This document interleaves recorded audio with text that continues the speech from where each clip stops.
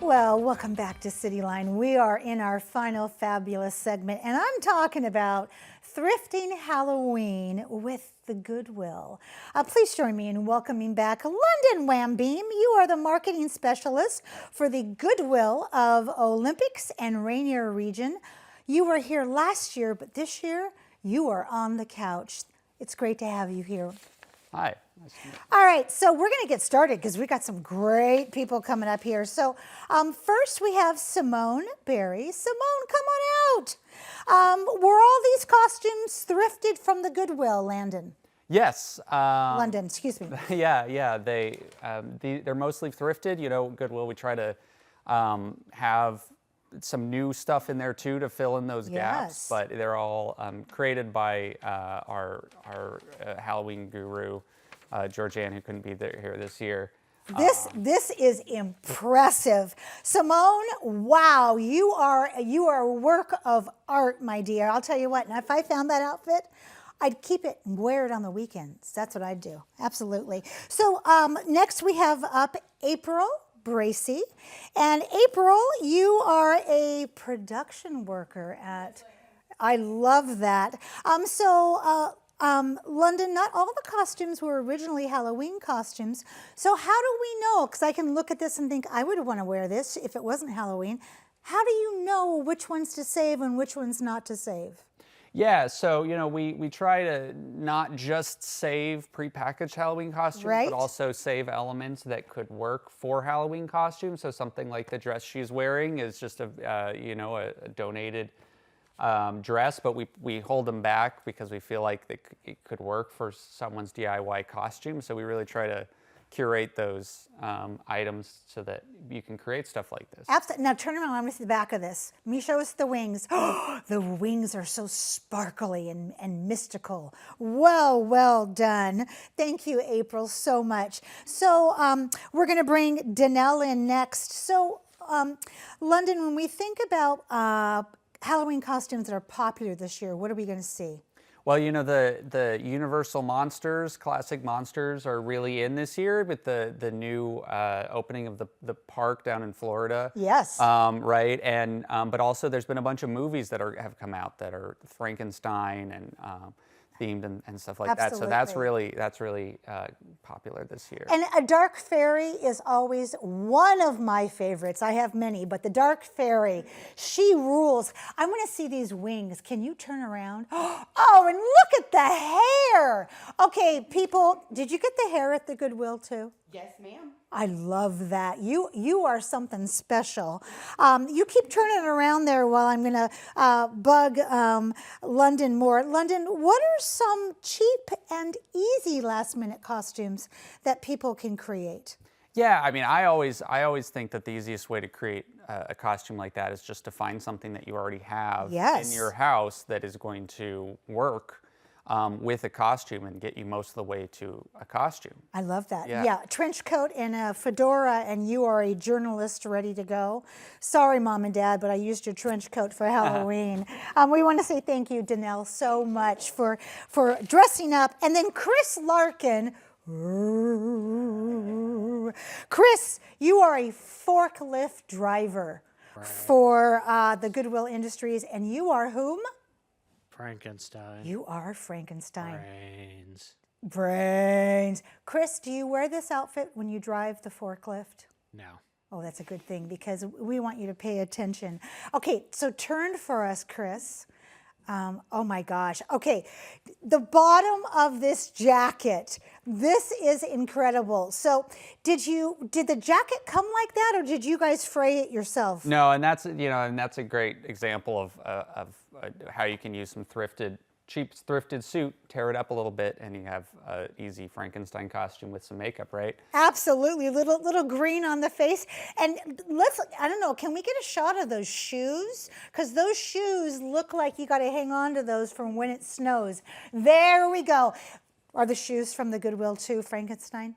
Yes. Yes. I think they're fireman boots. Fireman boots. Another great costume idea is a fireman. And let's talk about the wig on the head here. So it's kind of a skull cap, and then is the hair attached? Mm-hmm. Okay, so that's not your hair peeking out there. I love that. So how much should we spend on a costume if we're going to put together a thrifting one, London? What should we do here? You know, I mean, it's really what you want to budget for, Yeah. right? There's lots of stuff you can DIY to try to make it cheaper, or use some stuff from your own home. But we try to fill in those gaps, you know. And so if you just need a $5 addition to an existing costume, or if you want to go all in and spend $30 on all sorts of different pieces to really build out something more complicated, you can do that too. I love that. Let's have all the rest of our costumed souls step up there and do kind of like a lineup. There we go. Because that kind of gives us just the full meal deal of what we're looking at here. So if I understand you correctly, London, you're saying that I can walk into a Goodwill, I can find one of the amazing people that work there, because they are amazing, and I can say, I have $7.25 that I want to spend on a costume, and they'll still help me? Yeah. I mean, we try to be as helpful as possible with helping people find their costumes, for sure. And we also try to provide some inspiration in the stores as well, with categorizing things into by different themes and offering inspiration. We use, for our marketing in the stores, we use all local employees. So some of these guys you'll see in photos in the store, so that where you can get some inspiration. So because we try to show that if we can do it, you can do it, right? I love that. We did the mesh. Oh, there we go. You know what? I love that. That is so fabulous.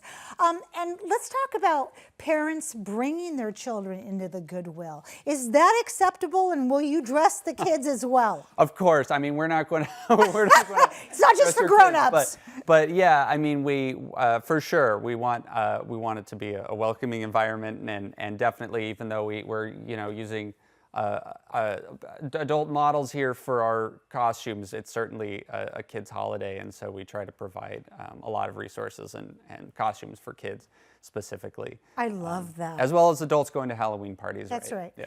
Okay, so because it's been a while since I went out and said those magical words of trick or treat. Back in my day, we would use a pillowcase, which I know the Goodwill has.